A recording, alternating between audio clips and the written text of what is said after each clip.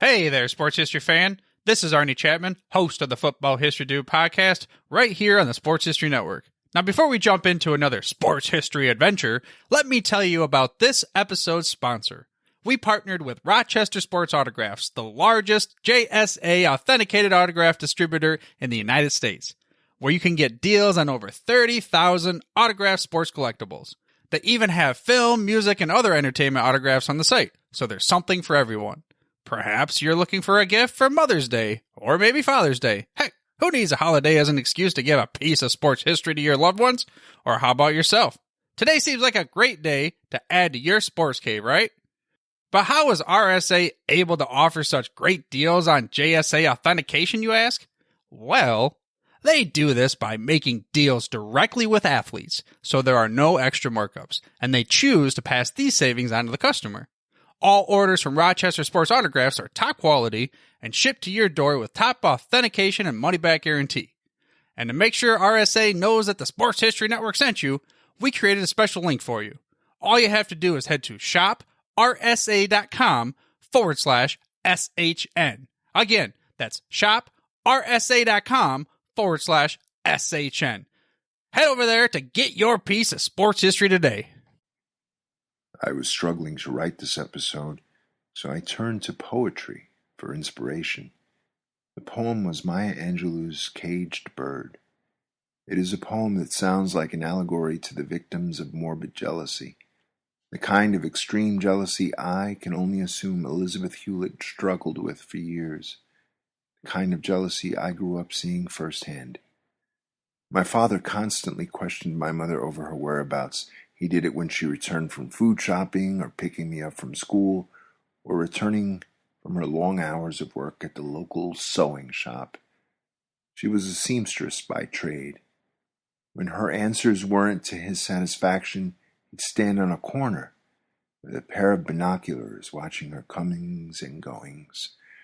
My father must have thought he was invisible, but I saw him many times, and every time I did, I felt embarrassed for him and disgusted by his behavior.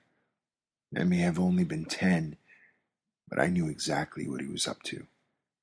When my mother had enough of his accusations and his innuendos, she beat him with a wiffle ball bat.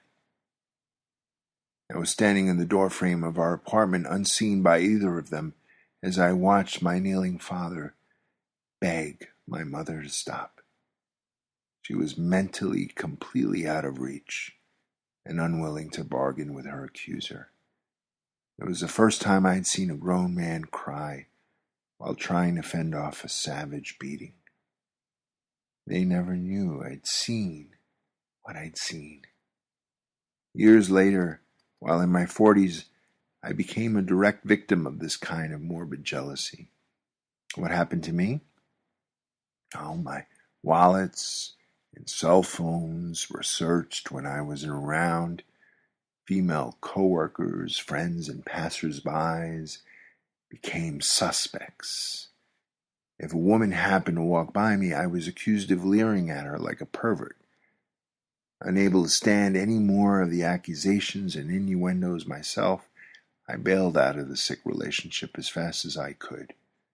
It took a lot of willpower to run. For a whole year, I believed if I just hung in there, things would change for the better. Everybody has a breaking point. My mother had hers, I had mine, and Elizabeth Hulette had hers. Elizabeth Hulette was the ring manager and real-life wife of Randy the Macho Man Savage. Wrestling fans the world over knew her as the lovely Miss Elizabeth. Elizabethan Hulette was born on November 19, 1960 in Frankfort, Kentucky.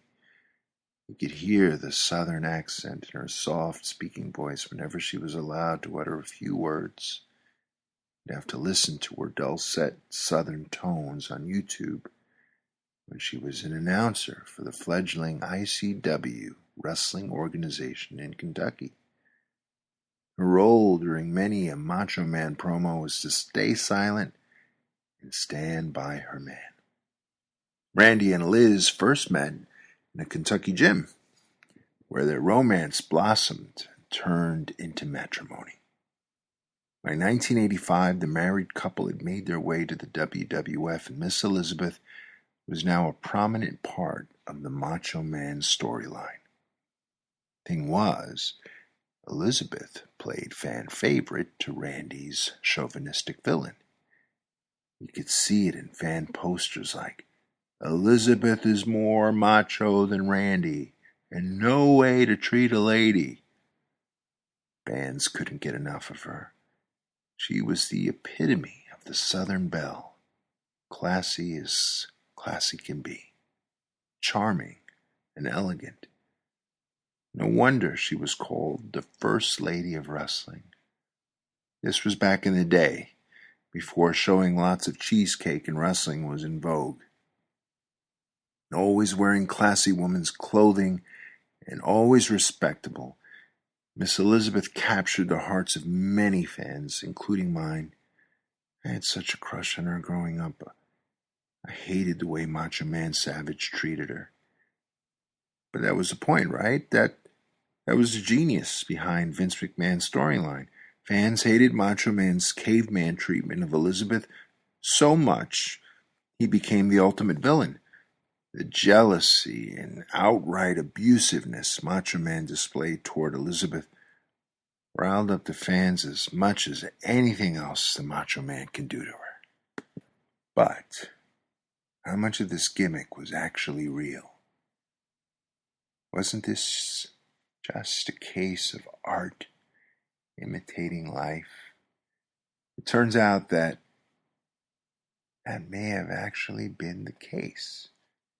During one of the many late-night TV show skits the WWF was fond of aping, Vince McMahon introduced Randy and Liz as one of the most unique guests because the manager of the wrestler is more popular than the wrestler. Randy comes out onto the stage and rips up a Hulk Hogan poster. Elizabeth, in a sparkling purple dress and matching gloves, apologetically looks on as the poster pieces flutter about and the audience boos. When they're seated, McMahon plays up the storyline and goads Randy by saying, "Do you take offense by the fact that the vast majority of fans certainly, they applaud Elizabeth and many boo you? You take exception to that?" To which Randy replies, "This lady right here, this woman right here is a Macho Man Randy Savage's property. Nobody messing with the Macho Man Randy Savage's property, as minute as she is to Macho Madness. Yeah, no one messes with my property." Take that as you will. An act that adheres to the storyline Vince concocted, or a glimpse into the real-life nature of Randy and Liz's relationship, there is no doubt this is a shocking attitude to hear nowadays. Just look at Elizabeth's face as Randy points to her when he says property for the first time. Is she acting? I don't know. I see the sting of that description in her reaction. I see hurt. I see reality biting me in the ass. Do you? According to hearsay, Randy Savage was just as jealous in real life as he was in the ring. Word is he kept Miss Elizabeth locked in the dressing room for hours at a time when he wasn't with her to prevent other wrestlers from approaching her. I heard this during shoots by Bobby Heenan and Bret Hart. Both wrestlers openly stated Randy was very much the jealous Neanderthal he played in the wrestling ring. Listen to Bret Hart as he spills his take on the nature of the Randy and Liz relationship. Yeah, Randy had Liz kind of living a life like a bird in a cage. That's really what it was. He was super, super jealous. The character that he played, where he would play that he was really jealous, that's a real character. I've seen Randy go off because somebody looked at Liz or someone. I always wondered because I was like, I looked at her lots and I never had any problem with him, and me and Randy always got along good.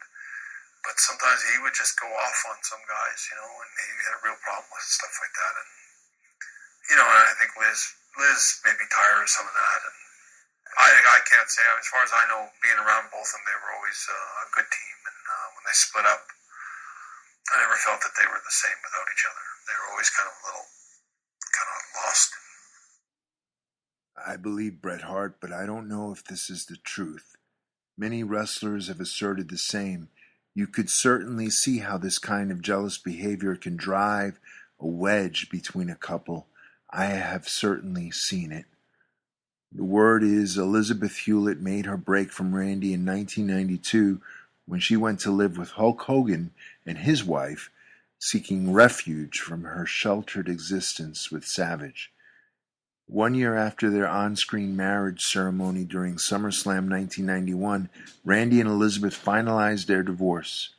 Long hours on the road, a partying lifestyle, and Randy's constant jealousy in and out of the ring had finally taken its toll on their real-life 6-year marriage. Elizabeth Hulette, once the caged bird, was free to be herself.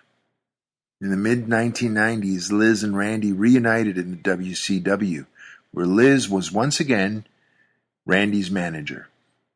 As short-lived as that reunion was, it served as the meeting ground for Liz and Lex. Lex is Lex Luger, the blonde-haired, muscle-bound wrestler once thought to be the natural heir apparent to Hulk Hogan. Their relationship proved to be as destructive as that of Liz and Randy.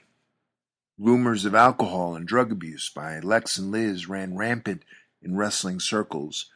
Rumors culminated with the actual demise of Elizabeth Hulette, as she was found dead on May 1st, 2003, at Lex Luger's home in Marietta, Georgia, of a drug and alcohol overdose. She was only 42 years old. Because a few weeks earlier, police had responded to the Luger residence as a result of an alleged altercation between Liz and Lex, a blackened eye on Elizabeth was attributed to the earlier altercation. Lex Luger has denied the claim, attributing Elizabeth's blackened eye to a freak dog walking accident Liz suffered while walking their dogs. I don't know what to believe. You can make a determination for yourself. What I will say is this. Elizabeth Hulette was a huge part of Randy Savage's success. She and the Macho Man brought a pageantry to wrestling that hadn't existed before. It was the closest thing to a Camelot as wrestling could ever have. It was Beauty and the Beast. Frog and Prince rolled into one. It made for great storytelling, great drama, and even better wrestling. The sad part is that it ended tragically for real. And now, for the First Lady of Wrestling, for a lady she truly was, The Caged Bird, by Maya Angelou, read in the voice of Alan Rickman.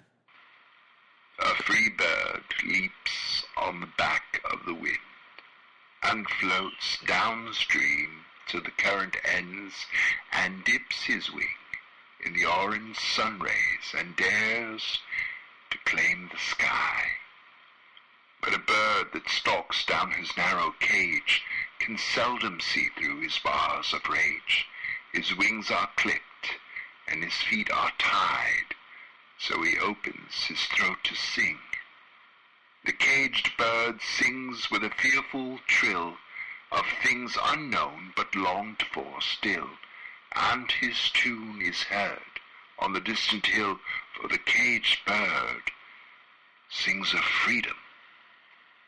The free bird thinks of another breeze, and the trade winds soft through the sighing trees, and the fat worms wading on a dawn-bright lawn, and he names the sky his own. But a caged bird stands on the grave of dreams. His shadow shouts on a nightmare scream. His wings are clipped, and his feet are tied. So he opens his throat to sing. You've been listening to Wrestling with Heels On, only on the Sports History Network. Join me in 2 weeks, maybe, as we take another stroll down Villainy Lane. Adieu, First Lady of Wrestling. Adieu. Hey there, sports history fan. This is Arnie Chapman, a.k.a. the Football History Dude, and I hope that you enjoyed this recent episode presented by the Sports History Network and were able to learn some good old-fashioned sports history knowledge nuggets. I started the Sports History Network back in 2020 with the mission to help podcasters find a community of like-minded sports history nerds, as well as helping aspiring podcasters to start their own shows. We have a little bit over 30 shows on the network right now covering all sorts of sports history, but as far as I'm concerned, we're just at the toothpick in the ocean moment, that can't even figure it out because there's so much more coming. We wanted to create the ultimate headquarters for sports yesteryear, starting with Podcast Network and our website, but we're going to continue to move into other mediums as well. And here's the cool part, because we want you to be part of our team. So if you're interested in starting your own podcast, or maybe being a guest on one of our shows, or who knows, maybe even writing an article for us over on the website. Seriously, all you gotta do is reach out to us on the contact page over at sportshistorynetwork.com. You can be as technologically savvy as a Neanderthal tapping on a stone trying to figure out this whole hieroglyphics thing back in the day. Again, it doesn't matter, because even if you don't understand the whole podcast space, we have a production team that can pretty much help you out with doing everything. All you gotta do, head over to sportshistorynetwork.com, head to the contact page, fill it out. That message goes right to me, and I'll reach out to you as soon as I can. But for now, dude, I'm through if you're through.